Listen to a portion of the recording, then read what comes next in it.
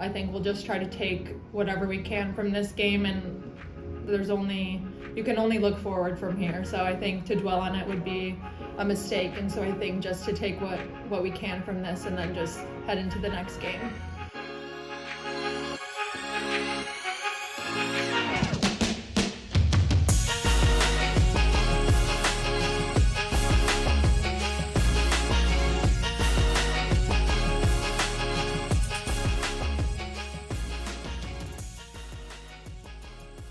Welcome to Red Stars Report, a podcast dedicated to bringing you our latest frustrations of the Chicago Red Stars. Just kidding. I'm your host, LT. And I'm your co-host, Liz. Another podcast, another loss coming out of the international break. 2 losses in a row.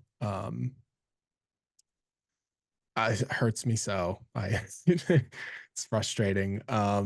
Chicago took on Angel City in LA in their final matchup of the season against them. Positives to take away, as always, which we'll discuss. But, frustrating to watch nonetheless. I think less frustrating than the last match to watch, because the last match against Louisville was like a consistent frustration. This was more like in waves, which is better. I could actually like watch and not want to turn it off. Yeah, I felt like this game was one that felt like it was within reach. It felt like just the way Chicago was playing against Louisville, it just felt like they just were not in the game entirely. Like it just felt completely out of reach. And this game against Angel City felt winnable if or definitely you should have gotten a draw out of it. And I think that's where the frustration is, because these are the teams you should be beating or at least getting a point from. And there's a lot of challenging teams to play in the NWSL, and we are going to be running into some juggernaut teams here moving forward, and not getting points in these games it's very frustrating for the fan base, and I'm assuming for the players and coaching staff and everybody as well. But it's tough. It's tough. 2 losses in a row to 2 teams that you should be winning or getting points in some capacity. Yeah, we spoke with Jenna and Tatum in the post-match press conference, and you could tell that this was like, I mean, in any sport, when a team loses, those players don't like doing those post-match pressers. You could see the frustration in the loss or giving it up so late. And that's the sport. It's gonna happen. It does suck that they come out of this international break with some positive news, with like Ludmilla coming, Julia Grosso signing. Like the team has just like some things to be more positive about, the new CBA that comes into place. And so to Mal and Alyssa coming back after winning a gold medal, so many like cool things happening, sort of leading out of that international break to then lead to 2 losses. Kind of, it's frustrating for them, it's frustrating for the fans, but I think this match can just sort of be summed up with a like we always have like a lack of connection this entire season, but I think this was more like a needs. Like so many players are playing either different positions or getting more minutes than they usually do, and it was kind of just like a full match of them getting to know each other. Last week was them like introducing themselves to each other, especially a player like Julia Grosso. But now it's sort of like everyone trying to get Mal back integrated. Julia then playing a different position than she did last week. It's just, there was like things here and there that changed. And so you could see the growing pains from that. Yeah, I agree. I feel like there was just a lot that you could take positive wise from a game, even though it's a loss, but you've also got those, just, you can tell that they're getting there gelling. Like as the time goes on, they're going to figure this out. And with some of the changes that have occurred, you've got some players, as you said, playing some different positions. And so that's going to change the communication that happens on the field, and things might be just slightly out of sync. And so it's, again, a rebuild year. Yes, we want to make the playoffs. That would be fantastic. Want to do that for sure. But it is a rebuild year. And the fact that we're even talking about playoffs while it being a rebuild year is a positive in itself, that I think that we kind of lose sight of, with the fact that we've had some really good games. But we've also had some clunkers. I wouldn't say that this was really a clunker. I would say more of this was just kind of what you were saying, a culmination of a variety of different factors coming into play and things just not falling our way in this game. But it was definitely a winnable game. It just, things didn't go our way, unfortunately, today.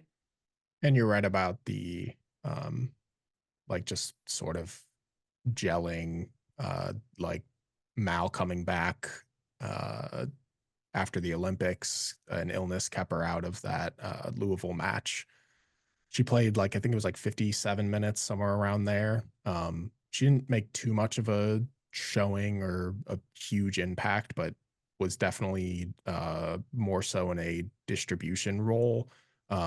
Whenever she was in like the midfield, her passing accuracy was like 94%, which is not usually what you see from a forward. Yeah, that's really Because you good, actually. Yeah, it's kind of fantastic because usually they're like, not connecting on long passes, crosses, slip balls. Like those are usually like the daring plays that you try to make up top that don't always connect. And that's why forwards passing accuracies are usually pretty average or low. 60s, I feel like, is Yeah, roughly what they somewhere are. around there, 60s, low 70s, somewhere around there. But 94% was pretty good because she was kind of sitting back a lot. It didn't seem like she was, running and gunning into the box as she usually does. But that's just her getting back integrated.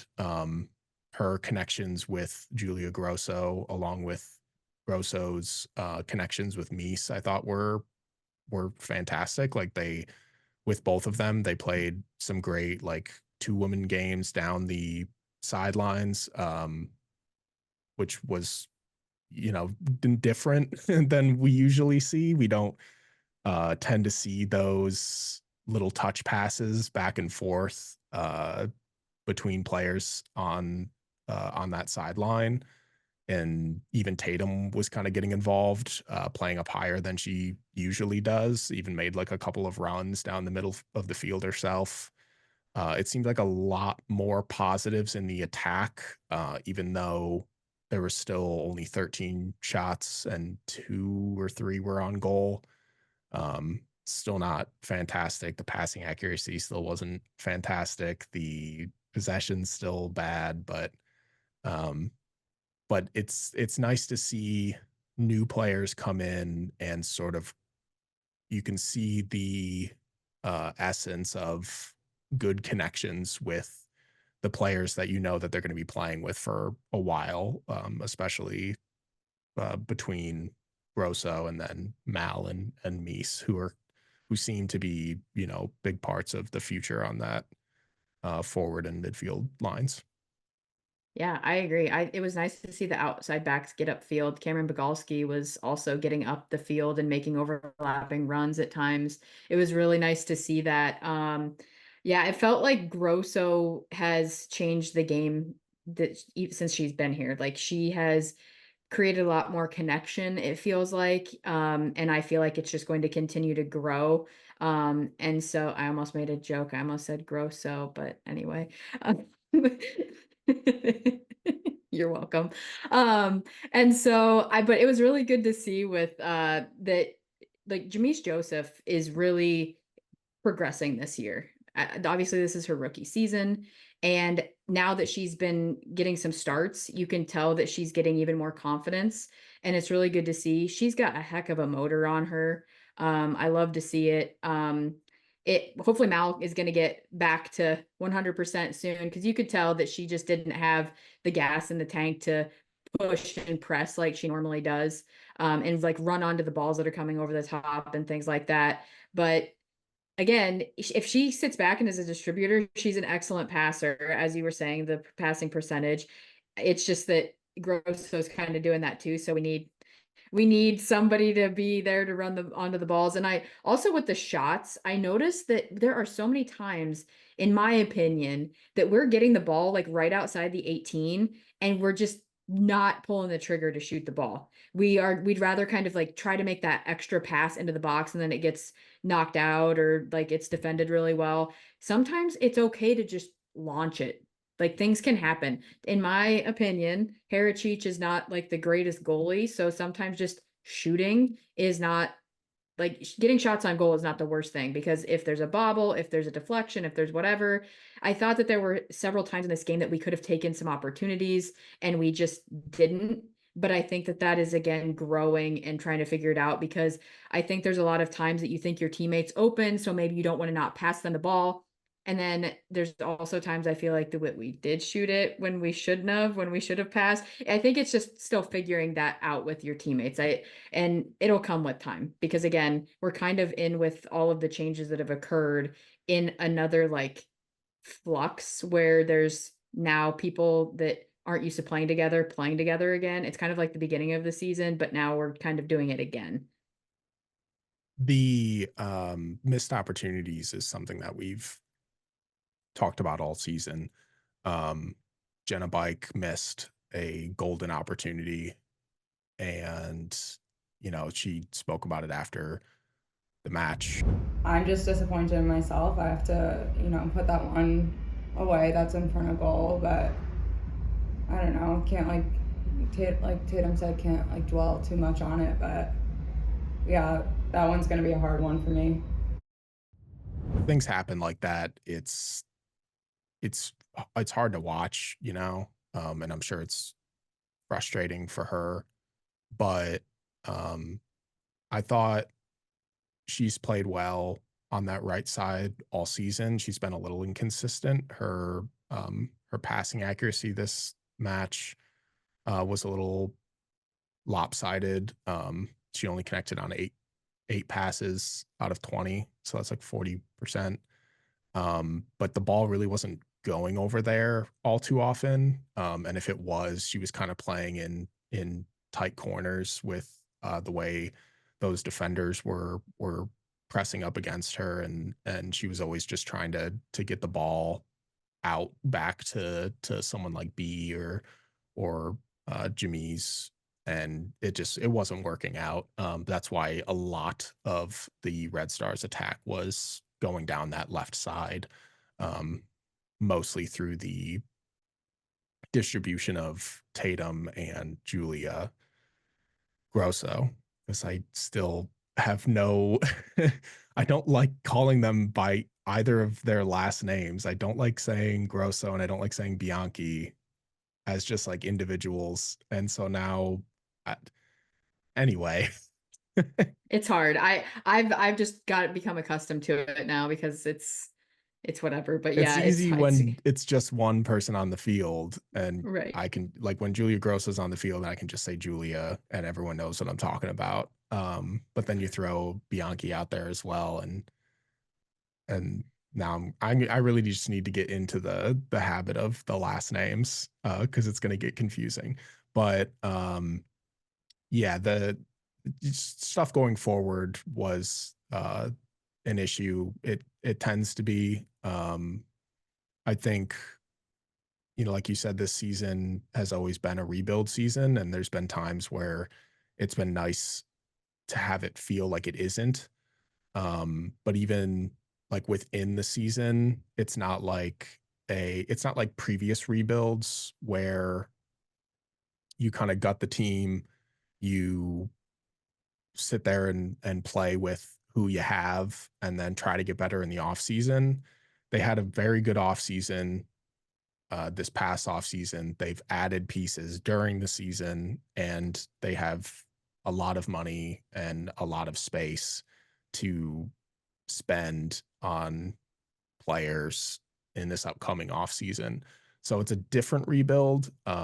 It feels that way with them being above the playoff line, but with certain players and their development, it's like the consistency would be more helpful to see the future. But, you know, like a player like Mies comes in and is productive off the bench all the time, comes in, has a really productive match as a starter in this one.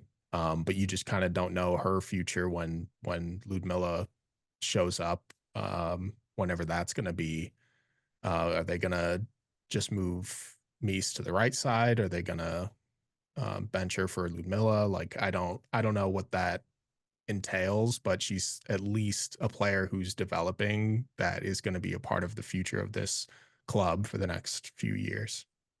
Yeah, she'll be, if nothing else, she's going to be a fantastic option off the bench when players are tired. I would not be opposed to seeing her in the starting lineup, but I think that she has shown that she is capable. So that's always good. But yeah, there's been a lot of positives to take from the game. That goal that was called back, that Hannah Anderson scored, I felt Oh, like it was nice to see. I know that I still don't think it was off. I need to see an do angle. you, I do you didn't. want me to at least explain it to you if you can't Yeah, see no, it I saw, visually? no, I saw everything. I just don't think I saw a player on the post, which is why I think that Mal was still on. A player was on the post, but came off the post as soon as Mal touched it to Julia. And Are so we by the time see? Julia tapped the ball, the player was off of or no, the player was just off the post and Harachich was way off the post. So Mal was still behind the second to last defender, which was Yeah, I just Harachich couldn't at the see it. time.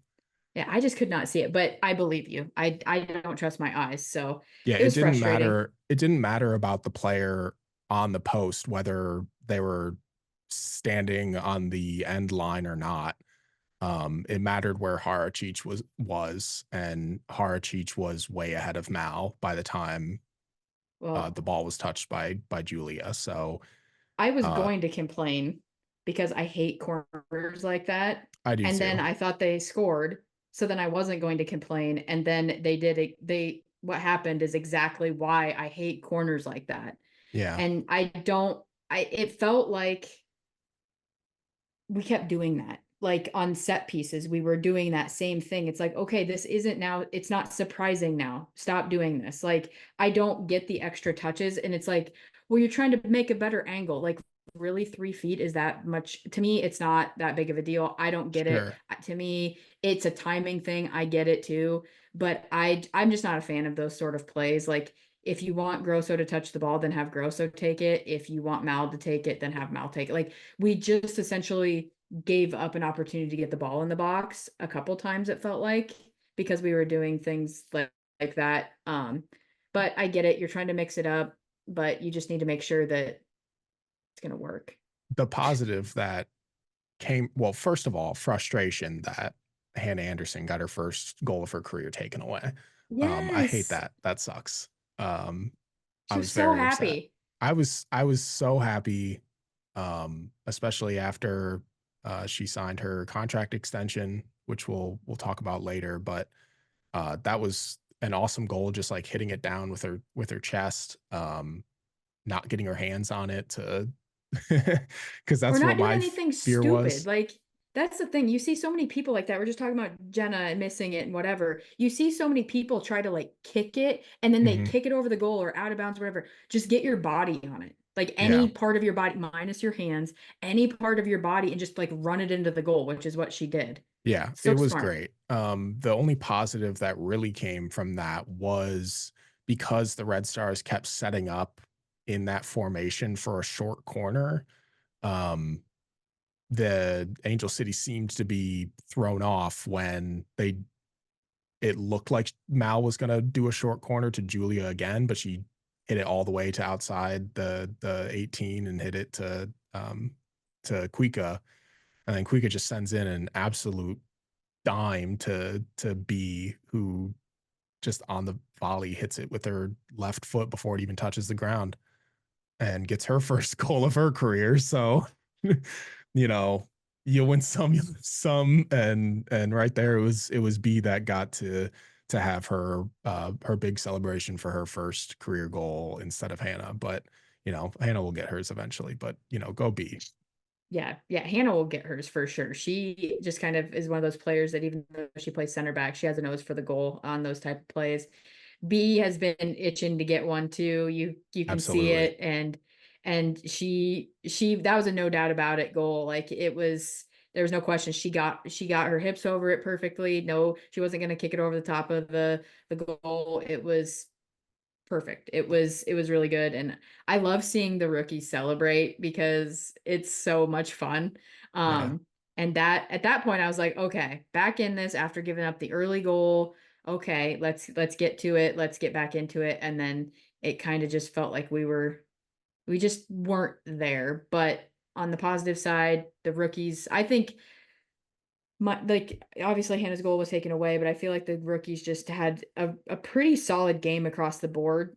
The ones that played today, just really solid and just continually are showing why they were excellent draft picks and how they're just getting better as the season goes on. And to get players like Hannah, like B, like Jamise in the 3rd round, 4th round, 2nd round, whatever. Like these are not like top drafted players that Chicago pulled in, but they certainly, I wouldn't say, well, I think Hannah is a steal. Jamise is absolutely getting there. So is B. Lauren talked about her development post match. I'm happy for the rook. I mean, she works hard. We can't. We ask for a lot out of her as a young rookie. She's learning the game. She's not there yet. She's far away from being, the finished product. So she's far away, but she's learning. So, you take the good with the bad, and we got to just try to rebound and get a result elsewhere. But getting a player like Hannah, who I think was on the top of a lot of analysts and publications draft boards, all the way down in the 3rd round, whatever it was. Wow.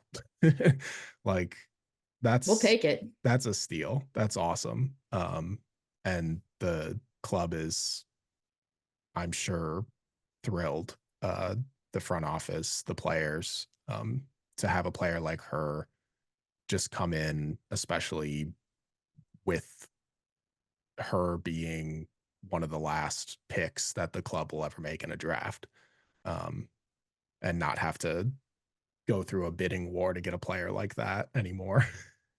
And Or now we got now. now she has the extension, so yeah, now she's going to be locked in for good there, well, for a bit.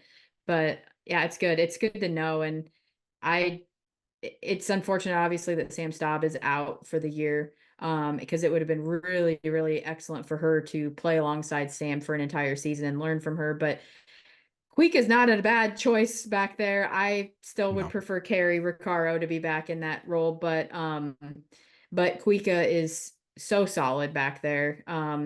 And just kind of that leader. I think that's good leadership to have back there as well, which is what I noticed with Mal today too. Like she wasn't having her best game. She obviously didn't look like she was 100%, but she was still out there leading and pointing and talking and helping and teaching. Always a lot of pointing And with so yes. a lot of pointing, a lot of yelling. It's good. I like it. Which is fine. That's what they need. That's what these youngsters need. And so it's good. And it was also with Grosso because they're trying to learn where somebody's going to go. So it's like pointing and saying, this is what I was going to do. So, in the future, this might be what I'm going to do. Because Grosso's getting thrown into this and probably has no idea what tendencies some people have in certain Sure. situations. And that's just going to be a thing that she will learn over time. And when she does, then she's going to know where to slip those balls through, and beat back lines. And it's going to be great. And speaking of Carrie, I think in this match, it was really interesting how much trust she seemed to put in B with the coverage on that defensive midfield line, because Carrie was getting up higher than she has in a while, which was interesting to see. She certainly was there to help recover loose balls and anything, or to be the outlet for traps on the sideline. It was interesting to watch a player of her caliber who has played from, the center back all the way up to attacking midfielder when she played with Angel City, um, to get even higher up when we're so used to her just like dropping into the back line. I did not see her drop into the back line too often, other than on like heavy transitional plays. So that was another positive, to not see your defensive midfielder sitting in the back line constantly, for most of the match. So that was a good positive to take moving forward. That hopefully it wasn't just whatever Angel City's formation was that was giving Carrie room to push, which was, it was good. Yeah, I feel like that's why our midfield might have felt a little bit more connected as well, because she wasn't dropping back and there was more presence in the midfield from her over the game rather than kind of being back so far. And yeah, B has really progressed this season since she started getting minutes and getting starts and things. And there's a lot of positives to take. I know a lot of people are feeling like there's not, but I really truly, like, I'm not just saying it, like I truly believe that there are so many positives to take even from losses like this, because these rookies are getting so like very valuable experience, and you can see them from when they started getting minutes to now. Like, they're figuring it out. Like, Jamise is figuring it out. B is playing in the midfield, starting in the midfield as a rookie. That is so hard to do. And Hannah's playing center back. Again, really hard to do and start and Yeah. just get thrown in there. And it's really good to see. And I'm very excited, as you said, the last draft. So no more of that, but we got some good ones. A rookie on every line was, and has been, really fascinating for this club. Um, just given the position that they're in, on the table, in the league, whatever. Um, like, to have these young players who at times are not making those rookie mistakes and are actually making plays where you're thinking, you know, this is a player of the now, not just the future. Mhm. That's I think one of the biggest positives. But I think for me, my biggest takeaway of this match was Cameron Bogalski. Um, After Sam goes out, they have to move Natalia back to that center back position. During the Summer Cup, they, they had Taylor out and out wide. They had Cam out wide. They had Leilani out wide, Chardonnay out wide. Like, it really seemed like Lauren was testing a lot of players for who could be that um that position. But that first match, after Sam, or even in substitution, if I remember correctly, Cam came in for her first minutes in the defensive line for this club, because usually I think the only other time she had minutes before the Summer Cup were in the midfield. And she performed really well. And then she got injured. Um, and that sort of stopped her progression. I thought that would amount to her losing what could have been a great opportunity to win that right back position. And then the Summer Cup's over. She doesn't play another minute there. And then she comes in substitution after after Leilani had started there against Louisville, plays really well, earns the starting spot in this match. Like, the only times that she really struggled was just being tired. And perhaps, even coming back from an injury. But for a player like that, a local, Illinois kid, to come in and win that spot, that starting spot for a match where the forward line of LA is your first big test as a starter in the NWSL for the Chicago Red Stars. Like I thought she killed it, and I hope that they keep playing her there if that's the answer. Yeah, Alyssa Thompson is a hard task in your first game, and there were times that's a lot to keep up on. She's fast, obviously, and I think she did a solid job. Um, Obviously, there's a lot of intermixing also on the front lines, so there were players kind of all over the place on from that front line of Angel City. But I thought that she had a very solid game. She was a bright moment for me in the game, and I know that there's going to be people that are going to say that she should have had something to do with that goal that LaRue scored at the end. She was very tired. She had just been cramping, it looked like. And that It's just a ball was played perfect. perfect. Yeah. Like there was that was like it was placed. I don't think that somebody could have picked it up and placed it at LaRue's feet any better, to be completely honest. To get it past Bogalski, and then it just went around Kuika. And then Anderson was on the backside everybody was positioned great. It just was played in so well. And then Alyssa was trying to go near post, and of course Sydney hits it, and she hits it the opposite direction, and Alyssa's not going to do anything with that. Like it is what it is. Like that's not on Alyssa. It's not really on anybody. It was perfectly placed. Things happen. Such is life. Such is life. But yeah, I thought she played really well. Brave on tackles, stuck with defenders for most of the match, or attackers for most of the match. I'm happy to see her get more minutes there, and so is her number one fan, Tatum Milazzo. I mean, I think everyone here knows I'm Cam's biggest fan. I think I've known Cam for a long time, and I've seen she's always been this good, and I think she just needed her opportunity to shine, and I'm just so happy to be able to play with her in the back line. I'm so happy that she's capitalizing on her opportunities, and I think she is proving that she should be there and she can be a starter on this team, and I think the more minutes she gets, it'll just keep getting better. So I'm very happy and proud of her, just as a friend and teammate. And it was cool to hear her gush about her friend and getting to start and play on the same field as her, and that was just a cool moment to have after a rough match.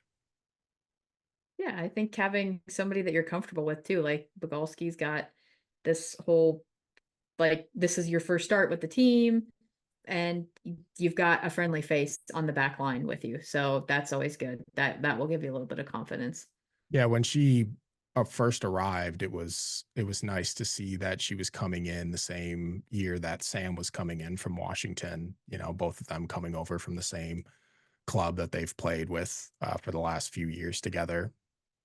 But then to also have like a childhood friend of yours like Tatum, that's a cool moment, cool just little bit of something to look at in the match that just has like a little bit more weight to it than a win or a loss. So that's what I was. But just like the defense in general, I think is still just finding themselves after Sam's injury, and it's a huge hole.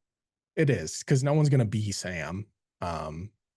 But you still have to, be the best back line that you can be in the NWSL, because it's a scary league that will get the best of you when you're at your best. So that's the thing. Like it happens. Like it doesn't matter what team it is, they're gonna bring it. So it is what it is, and you learn from it and you move on. And that's what I feel like the season's all about. Like you learn from the mistakes you made, especially with a young team that's learning in their gelling, and you move on. And yeah.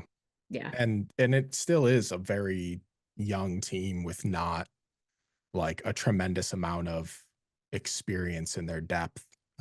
Like when you have to play a match and then the substitutions on the other side are Sydney Leroux and Kristen Press and Katie Zellum and M.A. Vignola, who got the assist on that Sydney Leroux goal. Like if that's the players that are coming off of your bench, very experienced players, both domestically and overseas, and with national teams. And it's not easy to go up against that, but a 2-1 loss is frustrating. Um, but like we always like we always do over here at Red Stars Report, we try to find the positives. We don't like to dwell on losses, even if we do have the same frustrations as other people do in the community. I just would rather be a little bit of a positive voice to find the things that people may not see in their blind rage over a loss. Blind rage. It happens. I know that there's people that are frustrated, and I think losing back to back is tough. And I know that the style of play is a big frustration too, and not possessing is frustrating, but this is what they're built for at the moment. So that's what you kind of have to do. Yeah, things will And change, and things have changed and are changing.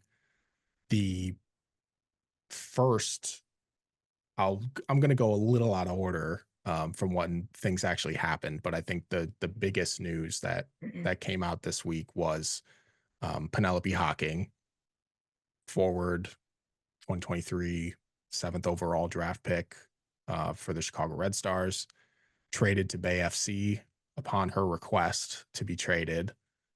Was traded for $350,000 of intra-league transfer cash to be paid out over 2 seasons. Plus, Chicago will get 10% of any subsequent transfer fee that Bay gets if they trade her again. Penelope lit the league on fire early in her career, trying to replace, or fill the shoes of an injured Mal Swanson. Had some setbacks of injuries herself, but came out scoring goals almost right off the bat, and was second on the team this season, scoring before the trade. Penelope plays with a lot of passion, and I'm happy to support a club that will honor a player's request to leave. But man, she's going to be a problem at Bay, especially with how they distribute the ball to their forwards. But like, it's interesting that she goes and plays for the team that she scored the historic goal at Wrigley Field for the Chicago Red Stars against Bay FC, and now she's playing with them. yeah, that was a surprise, I guess. I mean, maybe some people weren't surprised, but I was surprised. I felt like she was definitely finding her home in Chicago, working with Mal, all that stuff. I get the you want to go home thing, whatever. I'm I don't know. You were a And big Penelope fan, we know. yeah, I'm not. I know. I'm still actually shocked. Like I'm still in shock that she's gone, because that's a huge loss for Chicago. Like that is a massive talent. And she got frustrated at times with the way, again, Chicago's playing style. Mhm. She's not getting to touch the ball a lot. And when she does touch the ball a lot, there was high expectation that you got to do something with it, especially when Mal was out injured. It was like, okay, it's you. And I think that she kind of got thrown into the fire. She Early, was yeah. young.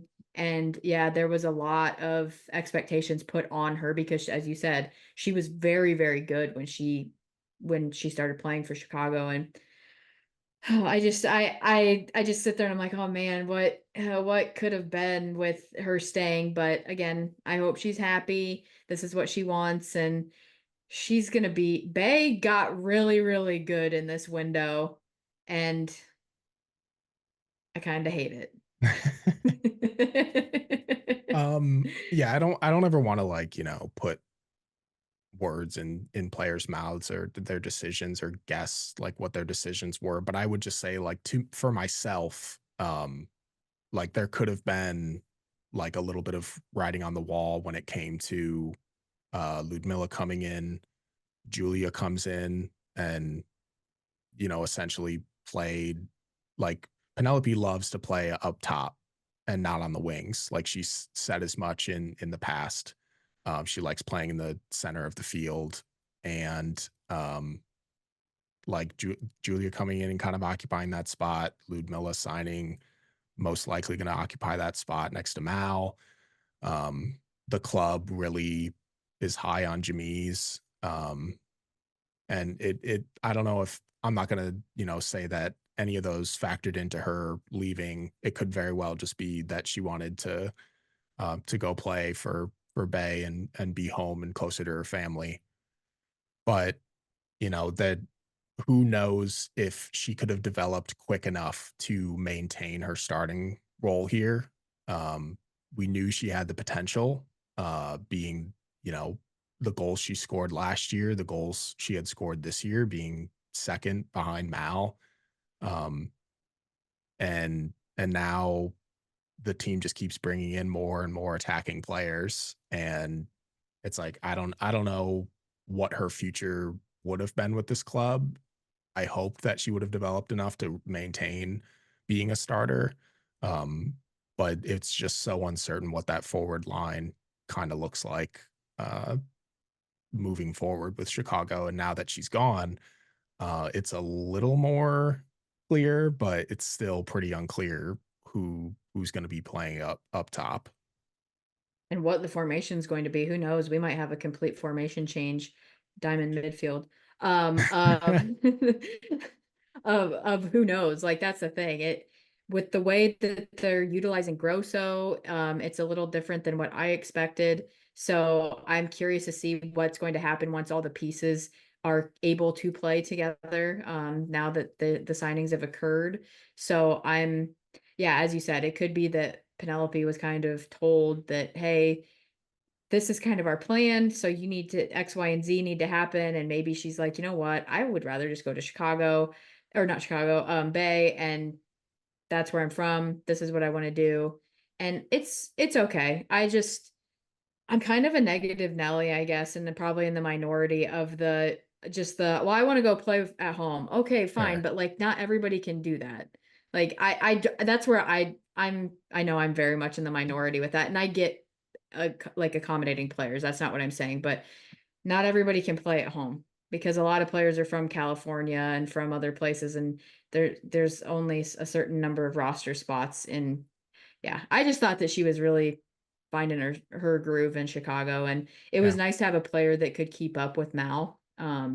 Yeah. That was a big thing for me, and so she's a loss, and I wish her the best though. I will still in my heart cheer for her because she was one of my favorite rookies when we got her, and she just continued to impress me. You're not going to get a Penelope No. Hocking Bay. No, I will not. There's only a few players and like teams that I'm willing to sacrifice, and that's not one of them. Okay. I can't buy their stuff. I hate their logo so much. Oh, that's fair. Yeah. Detroit Tigers.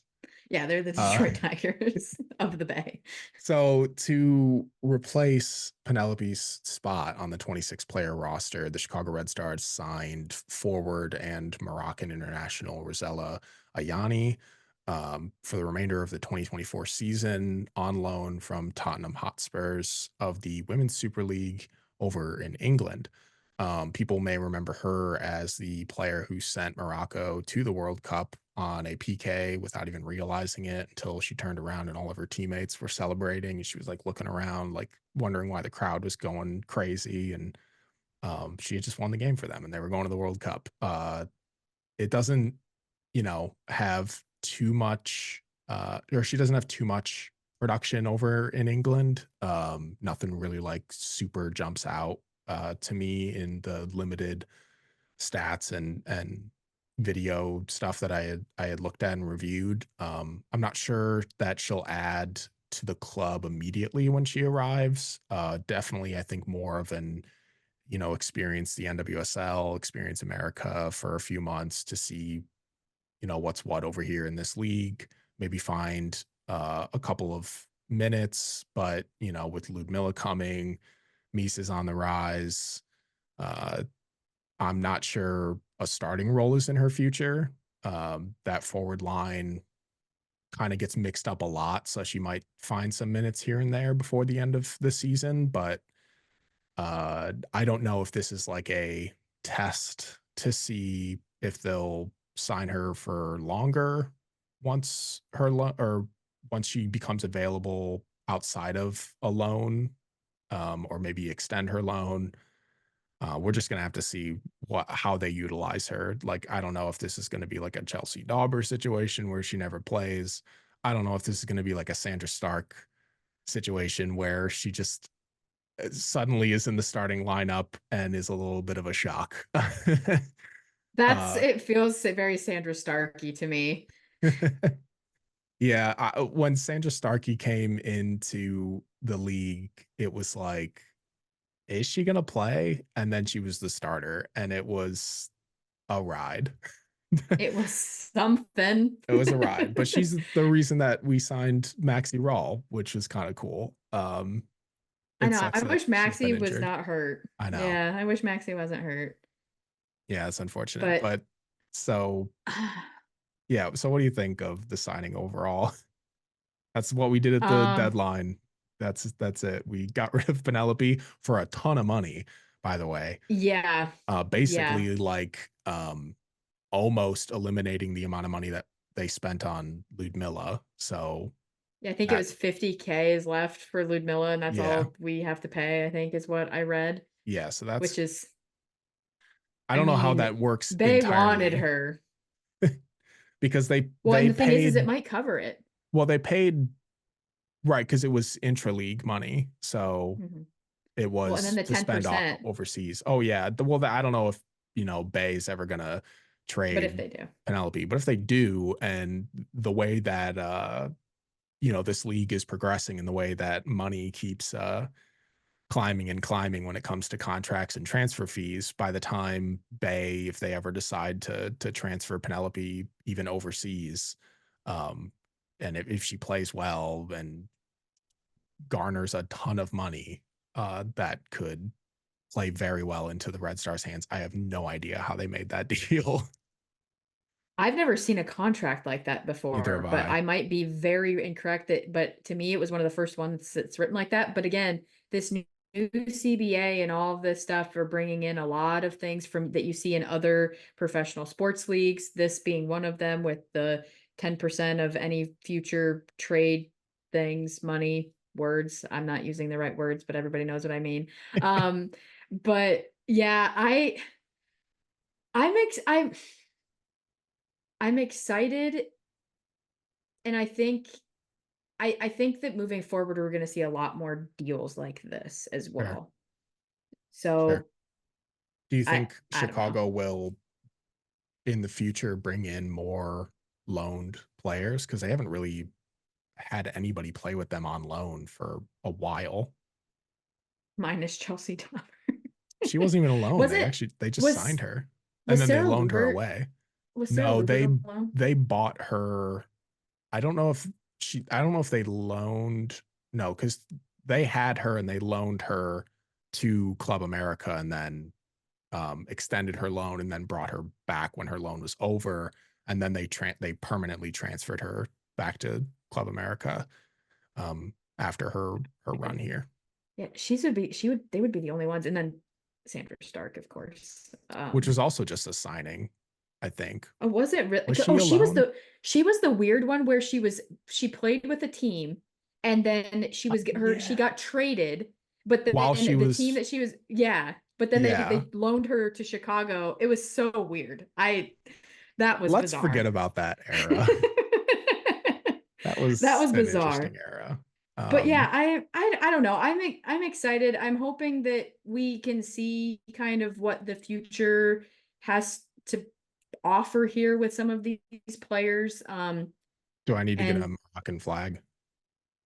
Is it worth it for a few months? I mean, I don't think she's gonna sign. I feel like it's gonna be just she's coming over here for I know, fun. but just to display for a few months. Do you think I mean, should have maybe a Moroccan flag up there? I need to represent the countries that are represented. I mean, You absolutely could. She has dual I feel citizenship like in England. She's English too, yes, isn't she she? does. Yes, Should I she's get an English English. flag? Which is where, because I think I made the comment to you that I was like, well, it's too bad she wasn't like American and Moroccan, because Oh, then because she'd she could be just here come over here already. and play. Because that's what we're running into. It feels like we obviously don't know the ins and outs of it, but the fact that Ludmilla is not here, the general Yeah, assumption is it's a visa issue. yeah, So I'm hoping that's the thing. Like, are they even going to get over here? yeah. I have no idea. I mean, at least they have Ludmilla for what, 2 years, 3 years? It's Um, 2 or 3. I can't remember which. so it's not too much of a concern if she gets over here in time. We'll see how this Ayane stuff works out. Yeah. Ayane is going to be an interesting player. I'm curious to see. Again, doesn't jump out. Numbers don't jump out to me super big or anything.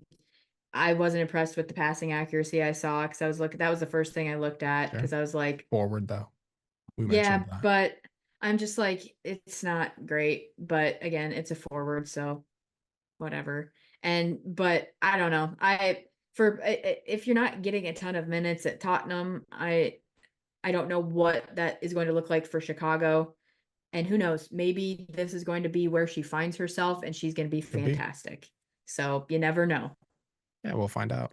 The other big news that happened over the week was rookie Hannah Anderson, like we mentioned earlier, who was drafted in the 2024 NWSL draft in the later rounds, signed 1 year after she was drafted with an option for 2025, but she signed a 3-year extension.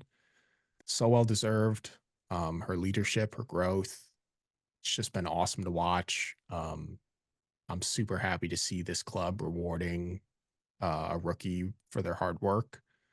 And I hope that there's a couple more extensions in the future for players that are making a big impact on this team.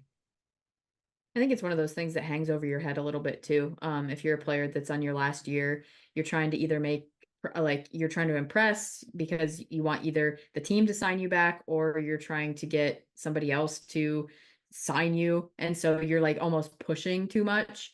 And so now, not that that's what she was doing because she had the option the year, but for her to now know that she's locked in with a team for the next few years, like that has to be a weight off her shoulders. Obviously it shows that the team is like sees there's a lot of promise there too, so she knows she's doing a good job and that sort of thing. So excited for her. I think I said it on the last episode that I wanted us to extend her, so yay. Probably. We say it a lot. This is a player we like. And now she gets to develop with Sam Staub for the next few years. To have a player like her, she spoke about, I asked her about her leadership in the pre-match, and how Lauren sort of said, after Sam went down, that she kind of has to step up a little in her leadership and her being vocal on the pitch, off the pitch. Yeah, I think I'm a natural leader, just like as a person. Growing up, I always felt like I took on that leadership role in my teams and stuff. But here, being the young girl, I think I've kind of tried to. There's a fine line of like not wanting to overstep and then being able to be a leader too. So I think as I've worked my way into the lineup and kind of just like trying to prove myself, I think I've earned some respect. So I think it's just all a balance game of making sure that I am being a leader, especially in my position, and just like who I am as a person, while also like listening to the older girls and taking in the information. I think she understands now, without Sam, she has to be a little bit more vocal at times, and and just show some more leadership back there, which is good. That's just growth. That's just a natural evolution of a center back. So with time, I don't expect it to be overwhelming or over crazy right now, because again, she's still learning certain things, and there's going to be mistakes, and when mistakes happen, we accept it. But the good thing is she's growing. But she captained the Texas Tech side when she was in college. She has those leadership qualities that could bode incredibly well for Chicago here in the future. But she spoke about like going into the draft, not expecting much, just wanting to, get drafted, get to a team, make a roster, get a contract, and then just keep playing in the league and developing. And that's exactly what she's doing, and that's exactly what she's done. And that's, that should be rewarded. And it was by this club, which is, it's great that you extend a player that has stepped up the way that she has. I agree. I'm excited. She deserves it. She's been fantastic, and I hope that she just continues to grow and be even better as time goes on. And I wish she could have got that goal. Me too. But she'll get more. Yep. She'll get more. Especially like she has always been or she's always had like a nose for the goal, especially in college. And so I think she'll get there for Oh sure yeah. in this league. Yeah, I agree. I think that B and Hannah are those type of players that Yeah. get into the box and like to muck it up a little bit. The irony of B not scoring with her head was kind of like it was a great shot though. yeah, but I usually expect it to be off of her head. Oh yeah. Oh yeah. So fun So the reason that it was important for Hannah Anderson to get this extension, she may have had that option at the end of her contract for 2025, but with the new CBA, every player, regardless of service time, when their contract is up, will now become a free agent.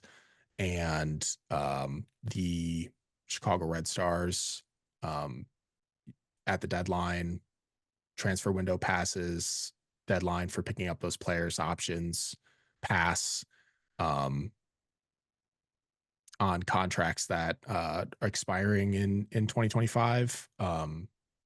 And according to like reports and what came out with the NWSLPA, the Red Stars whose options were declined or have expiring contracts with the club in 2024 are Ali Cook, Nadia Gomes, Julia Bianchi, Cam Bogalski, Sophie Jones, Tatum Milazzo, Alyssa Nair, Maxi Rawl, and Sydney Schneider. All of those players have appeared on the NWSL free agency list for 2025. Usually that comes with the assumption that their options weren't picked up if they had any options. I think it was only Alyssa, Julia, and Sophie that had no options on their contract. So it's the assumption that that the club options weren't exercised by those players that had those options on their contract. I don't know what that. I didn't read too much into whether that or what that entails when it comes to like the mutual options or the player options, if those can still be exercised. I'm not quite sure. Well, but the September 1st deadline is when players can now negotiate with any team for a contract for 2025 and beyond. So, Tatum not being optioned will have a lot of people up in arms, but, we don't know the circumstances leading up to that, whether she wants to be here or not. They could always sign a new deal with her in free agency. Alyssa, of course, worries me. No idea what she could be doing this following season. But the players on that list that I think I'd like to keep outside of those two would be Cam and Julia. But I don't know how realistic that is with, how Chicago may be spending much bigger dollars on better players this offseason. Yeah, I'll be curious to see how. Yeah, I think a lot of people just immediately saw that news and were like, "Oh my gosh, we're not signing anybody and all these they're gone." It doesn't necessarily mean that, as you said. It could just mean that they're negotiating a contract rather than just doing the option. So it's there's, and the thing is free agency is now kind of, it's a new thing in the league, and a lot of players want to test it out. Now that there's that no service time rule, everybody can try it out now if they're able to.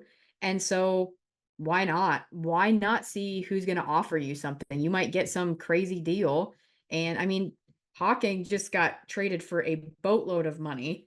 So you see that and you're like, okay, well, I want to see what's out there. I don't blame players for testing the waters. That doesn't mean that they're not going to come back to the club, but I don't blame them for seeing what's out there. And if I would love it if Tatum came back, that would be a huge get. I feel like I just don't know.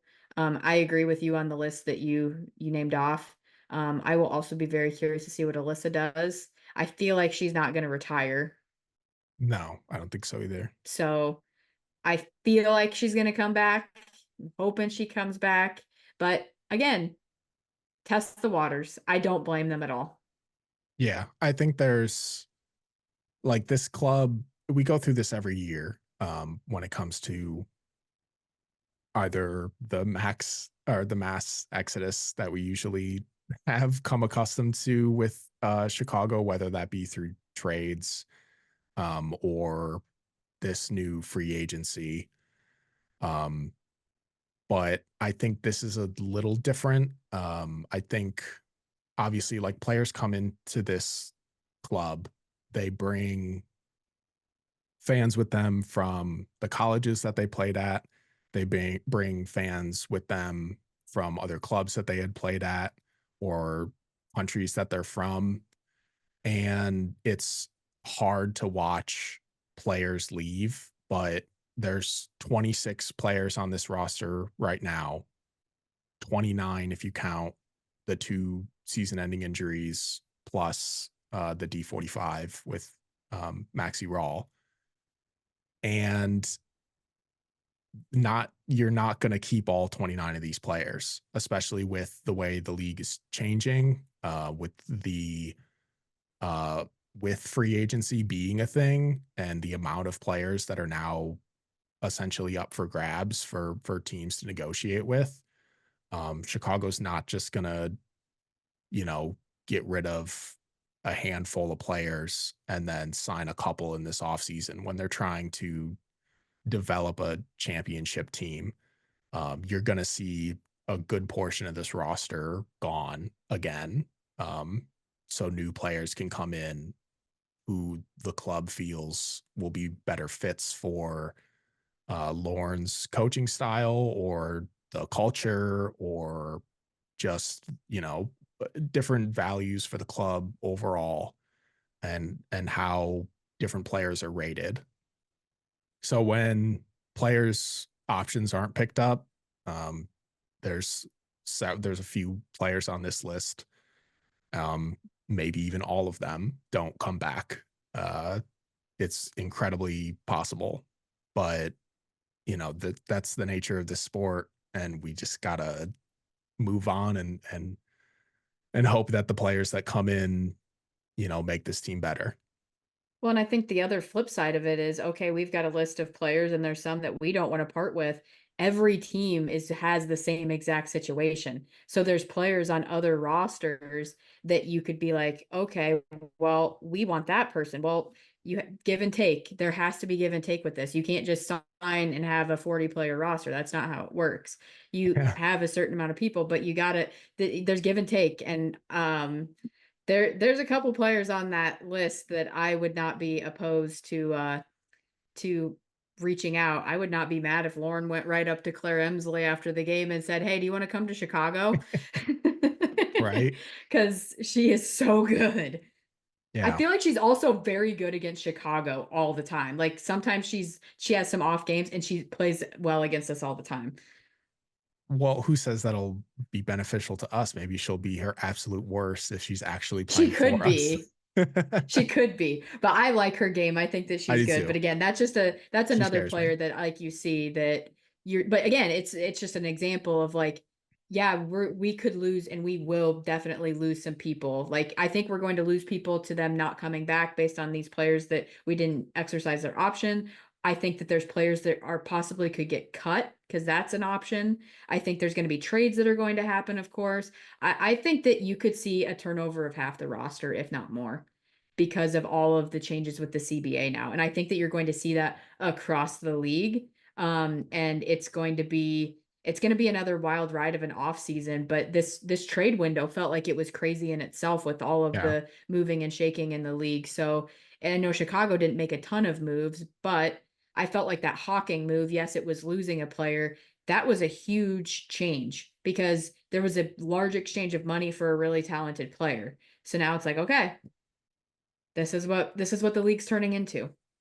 Yeah, and with the college draft going away as well as the expansion draft, Thank God.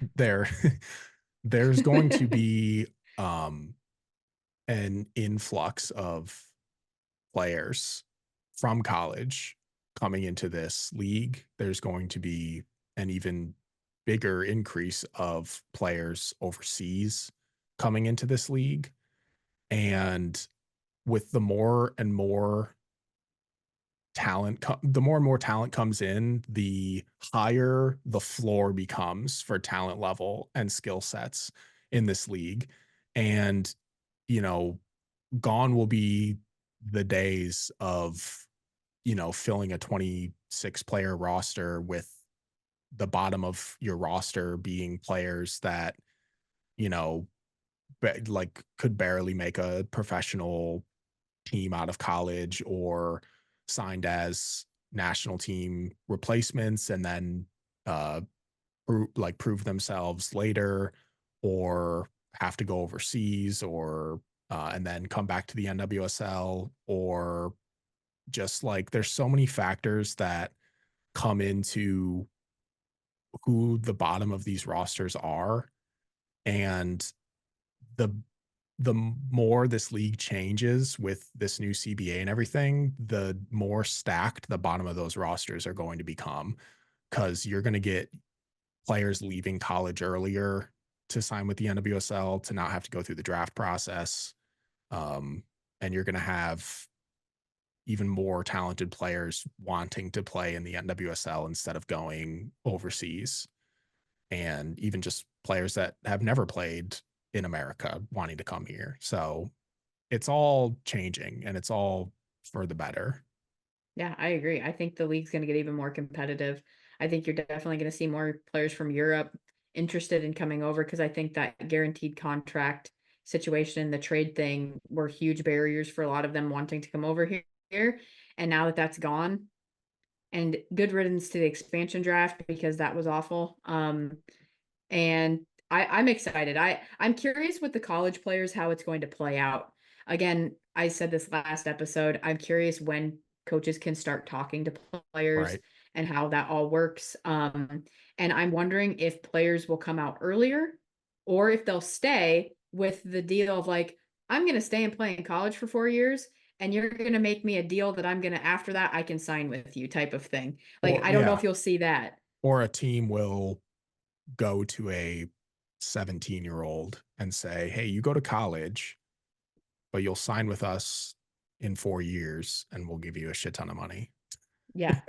I think you could see that. I think there's going to be so many different ways that they're going to go about it. I'm very curious to see, which I think the college system is going to be kind of like the minor leagues for the Yeah, NWSL it's at going this to point. change for sure. You'll Yep. see NWSL teams, I would imagine, making college, wanting to make college soccer better because it'll make it easier for them to entice players to come to their league without the barrier of them not knowing where they're going to end up. And building relationships with certain schools. Yeah, for sure. Because there's those certain schools that get certain players, and you obviously now with a lot of players wanting to play closer to home, you want to build those relationships. I feel like the Red Stars obviously go for a lot of players from the Big Ten. That seems to be kind of their thing, and so you're going to probably see more of that. And I wouldn't be mad if they went to like Stanford and were like, "Hey, I know that you're in California, but like, But we have Mal.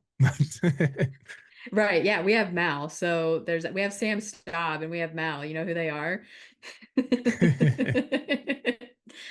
Yeah, exactly. It'll be a lot easier to entice players to come in, rather than them either going overseas or just risking it in the draft. It'll be really interesting to see play out.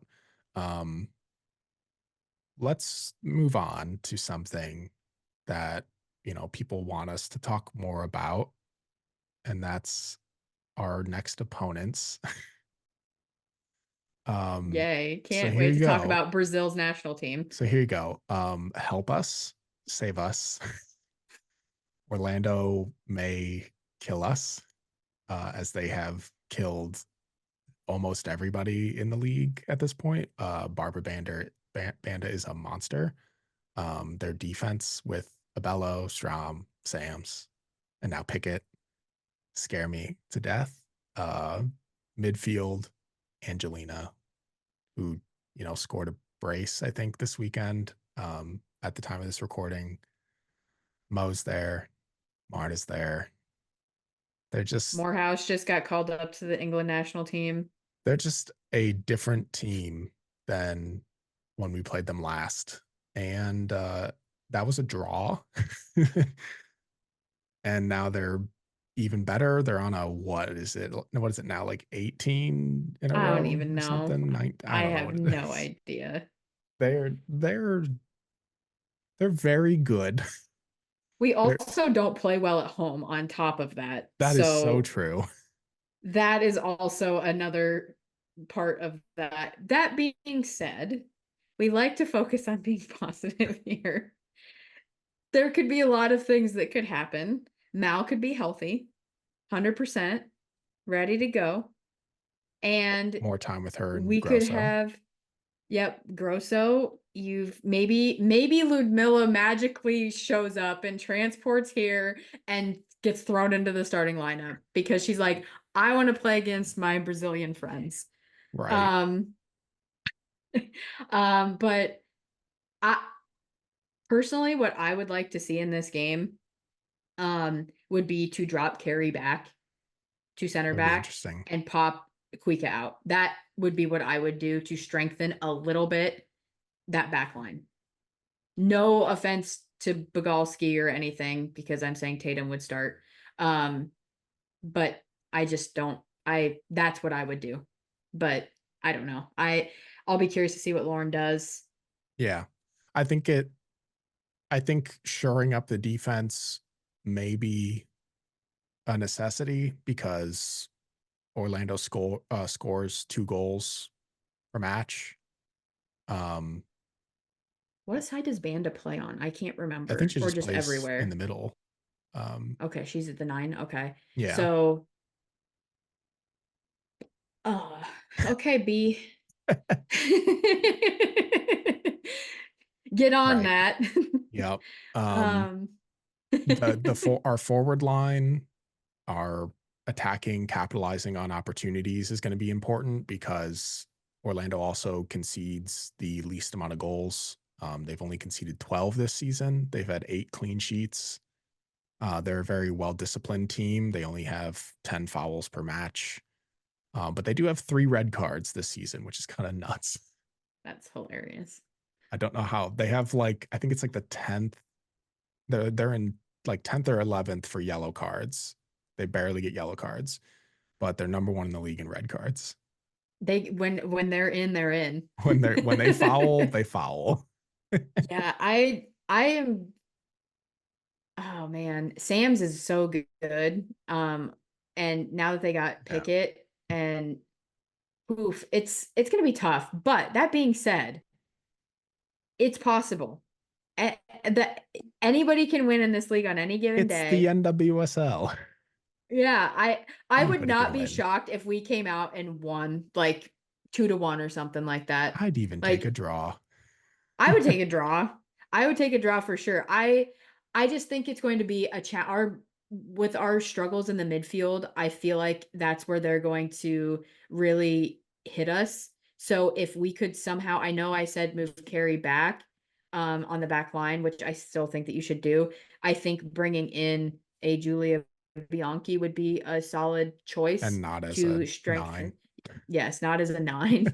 And to strengthen the midfield. And have Grosso back there as well. And B, I think that would be a pretty solid midfield. And anything can happen. I will be curious to see what we do, because I feel like a change has to be made, because they are very, very talented, and maybe they'll have an off day. You never know. And maybe we'll have one of those days where we just come out and we blow the doors off of them. You never know. But I will stay positive and hope that we play well and that they'll get a win at home, because that's been a struggle for Chicago. And it's too bad it actually wasn't in Orlando. Maybe Lauren will actually do his making it feel like a travel weekend. Staying in a hotel, getting them all prepped. Yeah. Although that It'll be really all hasn't right been the now. case for them lately, losing 2 on the road recently. But yeah, it's possible. This is not a league where you go up against a team and you're just like, well, they're dead. I mean, like, look what they did against Kansas City.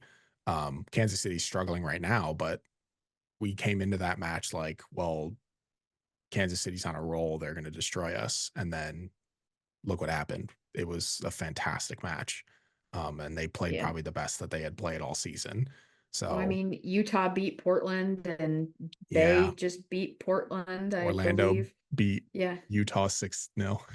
Yeah. See, that's the thing. It's just like, you don't know what's going to happen because nothing makes sense. Like Yep. when people saw that we drew against Orlando and then we drew against Kansas City, it's like, sometimes we play well and sometimes we lose to Louisville 3-1.